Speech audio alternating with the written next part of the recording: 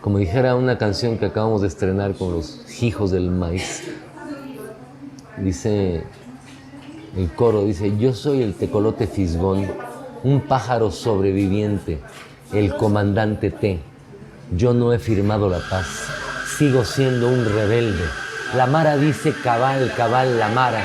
No hay pisto, cabal, cabal, la Mara. No hay pisto. Tecolote fisgón. Creemos que cada vez más que aquí mi carnal andan taloneando como en todo el mundo, ¿no? Y entonces usted tiene que aflojar una lana porque si no se va a ver muy mal, con la condición de que me cantes un cachito que diga: qué bonito es Chihuahua. ¿Te la sabes? A ver, cántamela.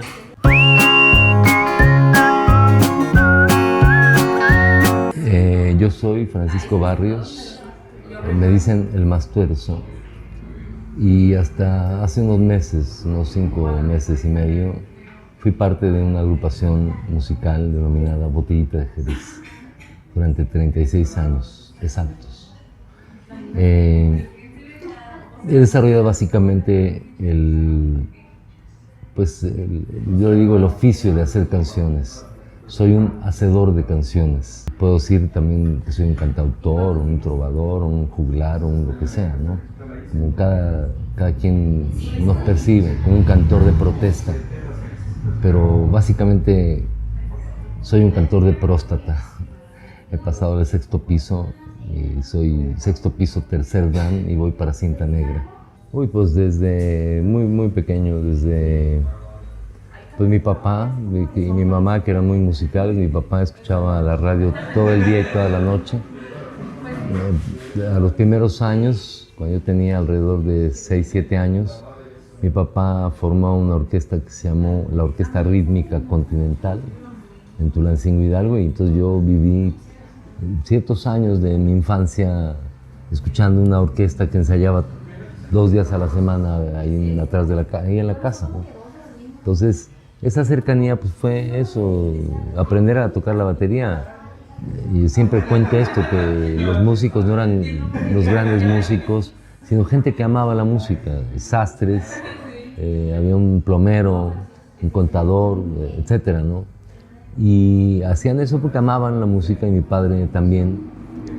Y cuando el plomero, que era el baterista, llegaba tarde porque tenía que destapar un water, ¿no? Quizá, pues yo me trepaba a los 8 años a marcar el ritmo de la rola que ya había escuchado con el baterista y que se me facilitaba, y que me dio chance de aprender esas rítmicas pues el mambo, el cha-cha-cha, la guaracha, etcétera, etcétera, etcétera.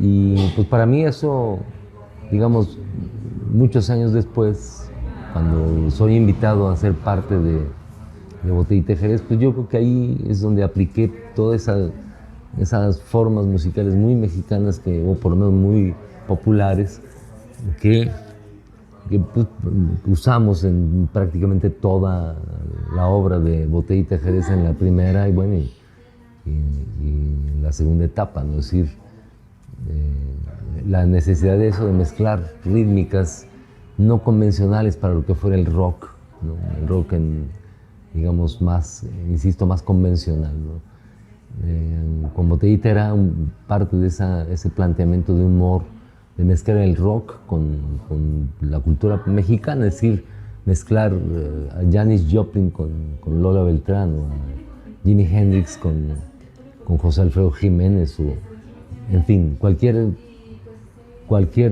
comparación aparentemente absurda, pues esa era parte de la propuesta botellesca. Ahí está mi musicalidad. Mi hermana cantaba, pues cantaba cosas que tenían que ver con la ópera,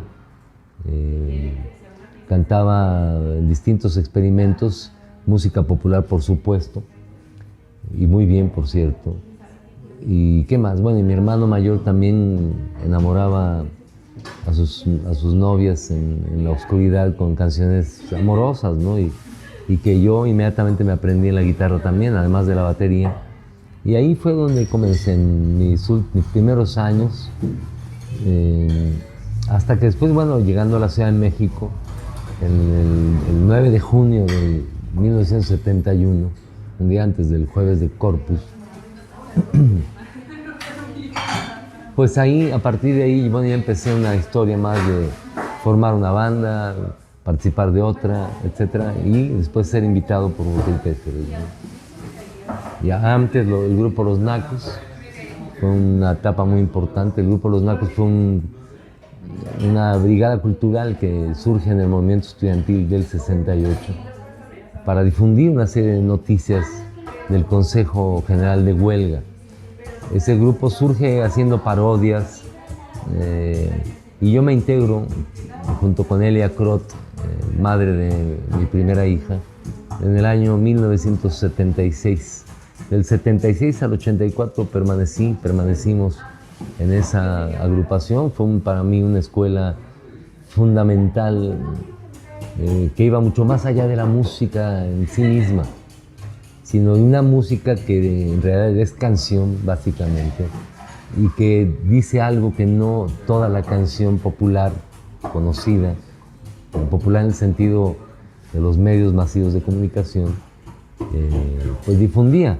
Era una canción subterránea de alguna manera que correspondía a una serie de luchas populares, ¿no? Hablo de mis orígenes, sí, de donde yo vengo, es Conchita Michel, Judith Reyes, José de Molina, el maestro León Chávez Texeiro, el grupo Los Nacos, donde milité durante 8 años. Y de ahí, bueno, otra mirada, otra forma de entender la canción. Una canción que, pues que habla como ahora suelen decir los compas zapatistas. Es una canción de abajo y a la izquierda. Bueno, el apodo en realidad fue un pretexto que con la banda Botellita Jerez nos propusimos. Había lo que llamábamos en esos inicios, que empezó a desarrollarse como lo que nosotros entendíamos como una guacacultura, es decir, el guacarrock, que era nuestro, entre comillas, género. Pues de alguna manera era un pretexto para, por mucho, acercarnos desde la cultura popular mexicana, desde las formas de sus vocablos, sus formas de hablar, sus dichos, sus dicharachos, sus albures, sus lenguajes de doble sentido, etc. Y entre otros aspectos era un poco generarnos unos personajes. Cada quien adoptó un apodo. Fue un pretexto porque en realidad teníamos un programa de televisión en puerta, un programa muy visto en esos años que se llamó Cachún Cachún Rarra, y en él, bueno, tuvimos acceso al guión y tuvimos acceso al saber qué íbamos a hacer, etc. Y para no juguetear con nuestras personalidades, digamos, nuestros nombres verdaderos, lo que hicimos fue ponernos cada quien un apodo que representara algo en nuestro personaje que estábamos haciendo nacer y crecer, ¿no? Uno se puso el Uyuyuy, Sergio Arau, el Uyuyuy como un chiste del pájaro Uyuyuy, que en fin, todos se lo sabrán por ahí, ¿no? Pero era parte de su personaje, era un vato, era el galán del grupo, que era como el que le tiraba la onda a las morras, etcétera, ¿no? Se pintaba corazoncitos con nombres de distintas, en fin. Armando Vega Gil, en paz descanse, él adoptó el nombre del el Cucurrucucú Paloma, como la canción del maestro, también en paz descanse, el maestro Tomás Méndez. Cucurrucucú Paloma, porque nomás se le iba en puro llorar, o en lo que sea, no se le iba en puro gozar o así. Era el más sensible, el más, el más chillón, digamos. El otro era el galán, y yo era como el macho dominante, rudo pero buena onda, cabrón pero amoroso, etc. Bueno, yo tenía mi osito, ese oso sí se hacía, que bueno. Y el Mastuerzo en particular, bueno, la historia de él, por qué yo adopté ese apodo. Porque mi nana en Tulancingo, Hidalgo, que nos creció a todos, yo fui el último en que creció junto con ella. Ella me decía, Panchito, vete por la gallina al corral. Había un corral por ahí atrás. Teníamos la gallina y vamos a darle más tuerzo. Agarrarle el pescuezo, ¿no? A veces cortarle el pescuezo con un machete, lo cual era un poco más grotesco porque veías correr a la gallina o al pollo o al guajolote o lo que sea, unos cuantos metros, botando sangre, y era un espectáculo grotesco verdaderamente.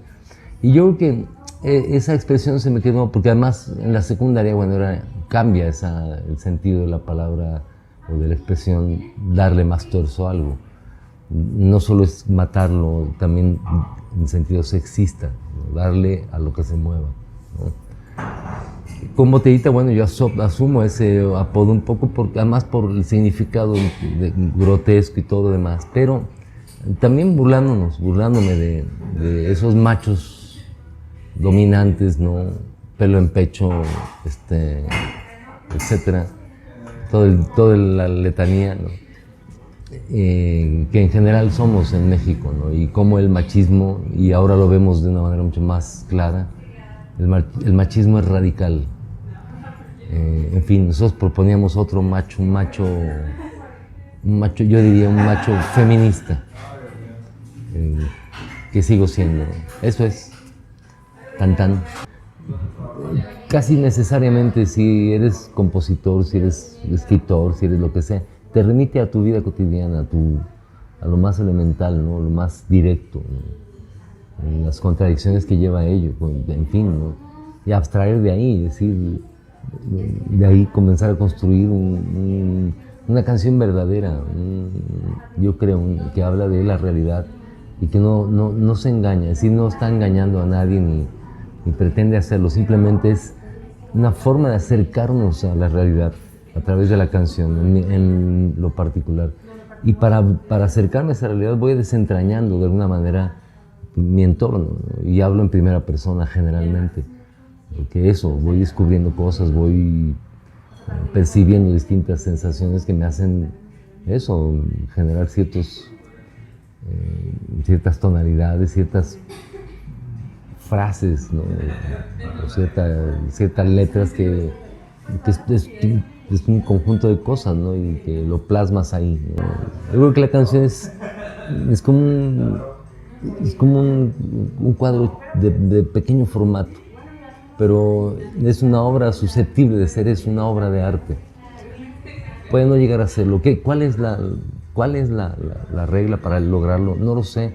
Yo creo, pues primero cumplir con ciertos elementos mínimos del arte, del bien hacer. Y otra, la repercusión, digamos, social, con todas sus limitaciones, es decir, en términos de una inversión orgánica de capital a una mercancía dada, no sé, para lanzar a un artista al mercado, por ejemplo, es otra cosa. Y una obra de arte, es decir, una obra que trasciende, porque en realidad trasciende a través del pueblo. El pueblo mismo, si le significa, la replica, en fin, ¿no? Y desde otro lado, bueno, el otro arte, yo digo, hay otra cosa, no es que sea otro, simplemente es una mirada distinta desde el punto de vista político. En el arte está nuestro punto de vista político y nuestra ideología, lo que creemos y en lo que no creemos, ¿no? Y eso nos, de alguna forma, determina para quién es, ¿no? Yo en lo personal creo, hace un rato decía, soy un cantor de protesta. Hay gente que lo percibe así y en realidad, bueno, yo hago canciones que me significan, ¿no? Digo, por ahí escribo que en realidad no soy un cantor de protesta, soy un cantor del amor desde la antigüedad. Y digo, no soy bufón del rey, eso sí le canto al pueblo, le canto al barrio, le canto a la vida y lo que quiero, como creo muchos artistas, muchas, que la vida me quiera y me quiere. Entonces continúo, sigo. ¿Un músico debe tener formación académica? No, yo creo que no. Yo en lo personal no la tengo. No, insisto, no soy un músico en el sentido estricto, ¿no? Utilizo la música, la poesía, digamos. Tampoco soy un poeta para hacer canciones. La canción es una otra cosa. Yo digo que la rola es canción, la canción es poesía y la poesía es un choro chido que canta y que rola, que camina y que se enriquece y que esa es la gran fortuna de la palabra, ¿no? Que tiene la posibilidad de ser histórica y convertirse en transhistórica, es decir, con transistores, ¿no? Que trasciende cierta historia, cierto momento, ¿no? Y que nos deja desde su momento las palabras, las formas, ¿no? Nos deja un legado y para continuar otra canción, otra. Yo hablo de esa otra canción popular mexicana y del mundo. Una canción que refiere a esas luchas, es decir, una canción que ha sido amamantada, ha sido cobijada, ha sido criada por las luchas populares, ¿no? A quienes he citado y a donde yo creo que correspondo, pertenezco de alguna forma a ese grupo de cantores, de músicos, de artistas en general que hemos mirado desde hace muchos años pues el mundo al revés, Botellita de Jerez. Yo creo que de todas, lo que te gusta se te queda y quieras o no quieras, es inevitable. De hecho, a veces hay muchos cantores que pelean mucho con eso, porque de pronto hay tal influencia de, no sé, de Silvio Rodríguez, por decir a alguien, que hacen canciones igualitas a las de Silvio Rodríguez, pero hubo gran desilusión. Se dan cuenta que no, que hay cosas que no se pueden repetir, que hay que guardar sintetizar ese gusto, ese placer, por esa forma, por esa manera, pero inventarnos una nueva, arriesgarnos a crear, a inventar algo que no existe. Yo digo, los hacedores de canciones estamos en búsqueda, algunos creo, algunas no, algunas sí, algunos no, en búsqueda de la canción que no existe, lo que no se ha dicho, o que no se ha dicho de esa forma, ¿no? La canción que además atenta contra la mentira, contra la falsedad, contra el lenguaje no solo metafórico, sino que metaforiza en realidad una realidad ojete, como el ojete, fea, sucia, ¿no? La propiedad privada no solo sobre los medios de producción, sino sobre la totalidad, sobre el amor, ¿no? Sobre tú eres mía y pendejadas de esas, ¿no? O sin ti no voy a vivir.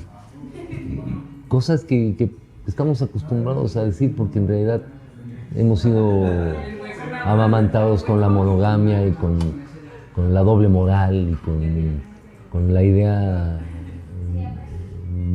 pues sexista, sobre todo machista, ¿no? Del amor, ¿no? Yo digo, ahoguemos a la propiedad privada a besos, ¿no? En saliva. Yo soy un promiscuo en el terreno de la composición, es decir, mezclar una polca con un danzón o con lo que se me dé la gana, o sea, para mí no hay reglas. Habrá reglas que tengan la música o la academia, pero yo para empezar, yo no sé ni leer música, ¿no? Hago lo que quiero y he aprendido a través de la sabiduría de los compas que que han estado cerca de mí o yo cerca de ellos, y de ellos he tomado lo poquito que sé, ¿no? Y trato de construir bajo cualquier pretexto, bajo cualquier forma. La propia música, la canción para mí es un experimento siempre, ¿no? Lo he hecho, en mis discos he hecho grabaciones de calle que de repente son parte de una canción, donde, no sé, alguien me increpa o me dice algo y eso es parte de la canción, ¿no? O el llanto de mis hijos, ¿no? Cuando pequeños, o sus risas, ¿no? Están en mis canciones, son parte de ellas. Aunque ya no se toquen, para mí están ahí, son parte de la sinfonía, digamos, entre comillas, de la rola. Y pues que es cierto, ¿no? Que pues hay un dominio ahí del control central, ¿no? Del poder central y tal, ¿no? Esa idea tan acostumbrada que es considerar todo lo que no sea la Ciudad de México es provincia, ¿no? Alguien me decía por ahí que provincia proviene de algo así, province o algo así, quizá de latín o por vencer, por conquistar, digamos, ¿no? Quizá de la época feudal o vete a saber, ¿no? Donde fueron realmente creciendo las metrópolis y se fueron absorbiendo, y lo que sigue sucediendo, sigue subsumiendo la gran ciudad a las pequeñas poblaciones, los campos. Es decir, la vida agreste se va cada vez más supeditando, subsumiendo a la necesidad industrial, el proceso de industrialización, el famosísimo, las manos frías del progreso, yo diría, ¿no?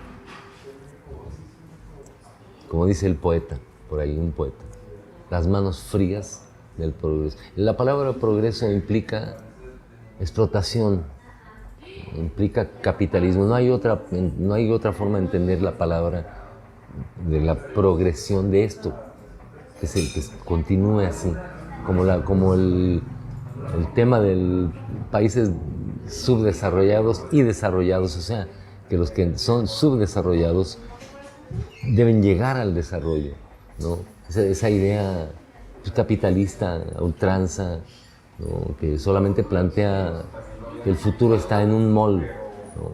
Y no, cada vez más hay las otras posibilidades de ir a mirar hacia, no al Tren Maya.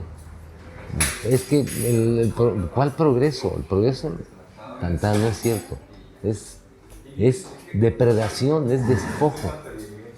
El capitalismo tiene esa virtud de ser un animal, ¿no? Que despoja todo,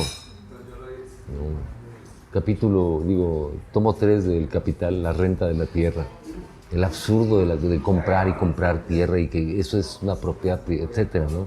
Cuando que en realidad una mirada distinta del mundo futuro pues es desde el campo, desde la madre tierra, desde donde realmente podemos continuar produciendo lo que necesitamos, ¿no?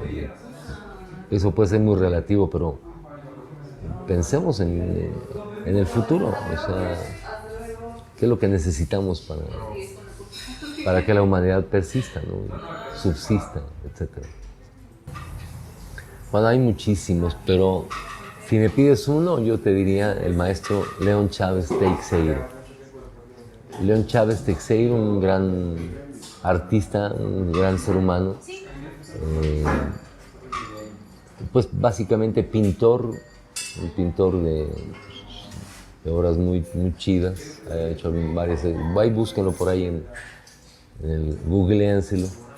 Y como cantautor, como rolero, como un hacedor de canciones que ha sido para mí una gran influencia y creo que para muchísimos. Yo creo que ha sido uno de los autores más contundentes, más radicales y a la vez tal parece que la palabra radical inhibe la posibilidad del arte, pero para nada. Un maestro de la canción.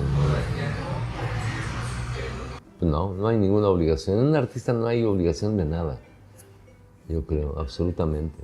Somos unos vale madres, vale padres, vale vergas, vale panochas, para ser equitativo de género. Yo creo que no hay ninguna obligación de nada, mi niño.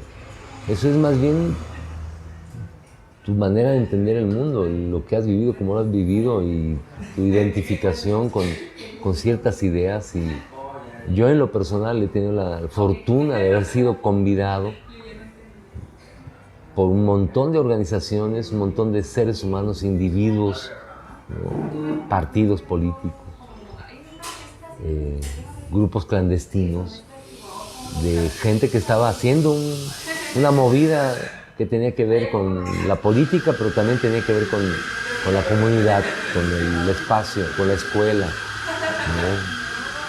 En fin, ¿no? Y esto a mí me ha formado, o sea, yo agradezco tanto esa posibilidad de haber sido, híjole, enseñado, no educado, porque que se eduquen los perros, ¿no? Enseñado, he vivido ese proceso de enseñanza, aprendizaje con los compas, ¿no? Es decir, desde hace tantos años. Aquí en Chihuahua, por ejemplo, gracias a la segunda, ese espacio de encuentro tan importante para mí, que me acogía, venía y echaba unas rolitas y conocía compas que hacían pintura y que hacían escultura, que escribían, que decían horóscopos, que toda la gama de posibilidades de gente que estaba buscando foros distintos, espacios distintos, que creaban su biblioteca. Aquí en la segunda, la gente de más de 40 años seguramente lo recuerda claramente, ¿no? Y sus antecedentes, pequeños espacios, ¿no? Ahora mismo los colectivos, distintos colectivos, el colectivo José Revueltas en Ciudad Juárez o distintos otros que aquí me han convocado a sus luchas, el Comité de Madres de los Presos y Desaparecidos Políticos de Chihuahua, y tantas, la otra Feria Sin Feria, que me ha convocado y que estoy de corazón, porque además creo que hay una empatía en sus luchas, grupos por las libertades sexuales, grupos de ecologistas, y que todos miran hacia un lugar, hacia un mundo verdaderamente, como dijeran los compas zapatistas, aunque no se lo planteen, pero sí, un mundo donde quepan muchos mundos, esos mundos coincidentes que dicen respeto a la naturaleza, etcétera, derechos laborales y todos los derechos que, en fin, todo ello, ¿no? Y grupos, por supuesto, culturales, grupos que están reflexionando, replanteándose qué con el arte, ¿no? Qué con la canción, la pintura, etcétera, ¿no? Todo lo que hemos leído lo hacemos nuestro. Muchas canciones que yo he hecho son el resultado de una lectura. Te puedo hablar de una canción que se llama Canción de Amor, en el disco Prohibido, 1996. Es una canción que es resultado de la lectura de un libro que se llama Historia de un Ojo, de George Bataille, uno de los escritores primeros que hicieron pues, poesía, literatura sexosa, pasada de lanza, dadaísta, raro, ¿no? Locos, ¿no? Cuando yo terminé de leer ese libro, pues me tuve que ir a masturbar, ¿no? Para que me entiendas, ¿no? Y a partir de ese libro hice esa canción, Canción de Amor. Muchas películas, es decir, guiones, me han llevado a hacer canciones. No sé, por ejemplo, la película de Polanski que se llama El Inquilino. Una película que trata de una historia de un vato, ¿no? Pero particularmente es la historia de un vato con un pedo psicológico que tiene que ver con la esquizofrenia. Y hay una escena para mí muy impactante que él empieza a hablar medio pedo de que si le cortaran un brazo y sería él y su brazo, y si le cortaran un dedo también sería, en fin. Y en función de ese texto, de ese guión, yo hago una canción en ese mismo disco Prohibido, que ya no me acuerdo cómo se llama, pero que está en ese disco, ¿no? ¡Wow! Bueno, ahora me acordaré. Así, distintas otras canciones. Leer a Kapuscinski me posibilitó hacer una canción en particular que me influye toda mi vida, o sea, pero hay una canción donde vacías todo lo que de alguna forma estás agradeciéndole a un escritor, a un filósofo, etc. El maestro Kapuscinski escribió una canción que se llama Ven y Mira, consignada en el primer disco de Los Hijos del Maíz, el mastuerzo y los hijos del maíz. Y así como ello, pues un montón de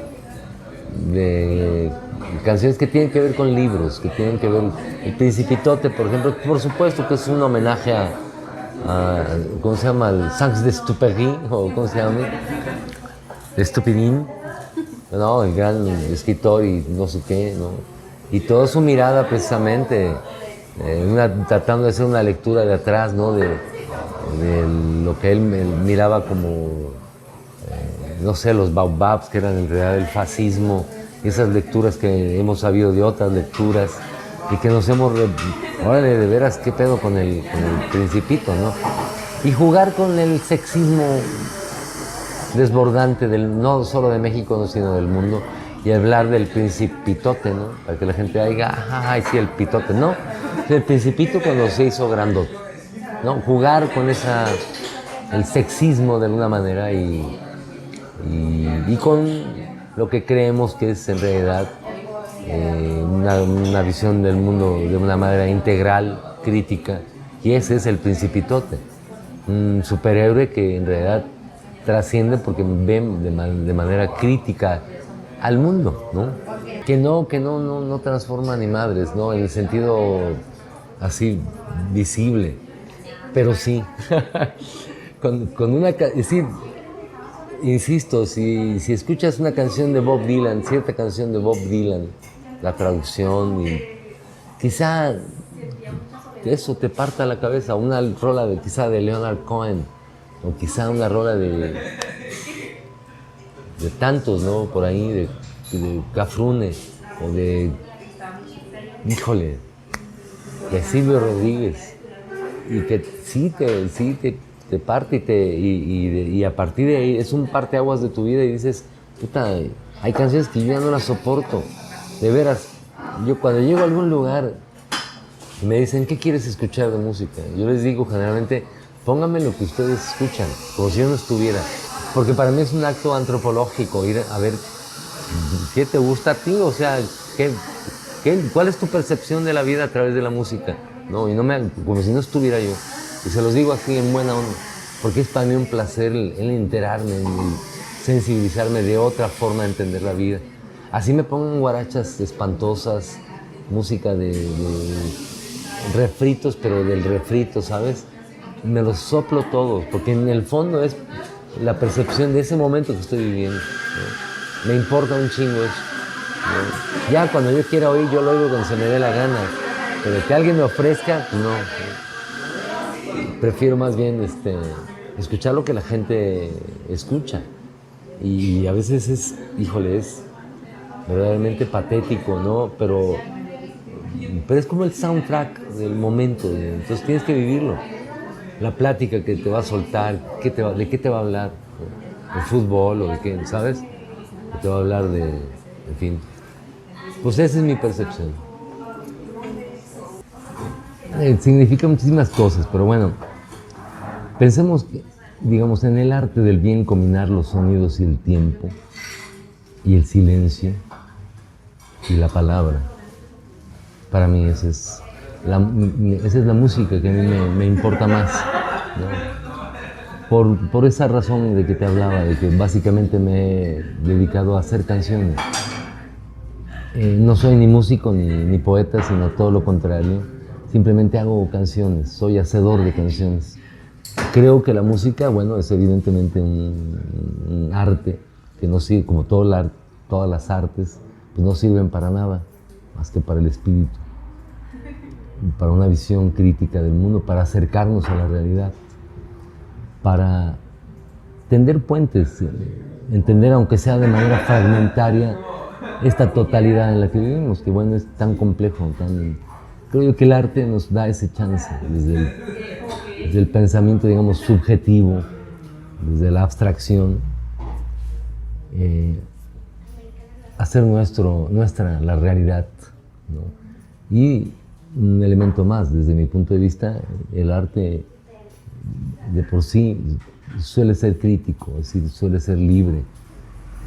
Y eso para mí es lo que es la música, lo que me posibilita, lo que me despierta, lo que me provoca, es decir, porque además finalmente es la provocación artística que te genera el escuchar música bella, desde el bien hacer, del arte del bien hacer, y combinar, etcétera, etcétera, ¿no? Entonces pues para mí es fundamental, la música para mí existe en todo momento, en todo lo que, prácticamente en todo lo que hacemos, ¿no? Cuando menos es una mirada que como que te vas cargando hacia esa posibilidad de leer todo, es decir, todo lo que escuchas, todo lo que en tanto música, y donde incluyo la palabra del ser humano cuando la compa está hablando y refiriéndose a tal o cual de la taza o de no sé qué, y estoy escuchando, hay una musicalidad, y eso es lo que para mí son básicamente elementos cotidianos, ¿no? Pues eso, de una posibilidad de inspiración, ¿no? La música en su totalidad, ¿no? Y uno va discriminando insisto, entre lo que desde el bien hacer y otro desde una visión, digamos, entre comillas, pues no dentro de esas reglas de la música, ¿no? Reglas entre comillas, ¿no? Pero esos marcos de la cuadratura, etcétera, ¿no? La afinación, en fin.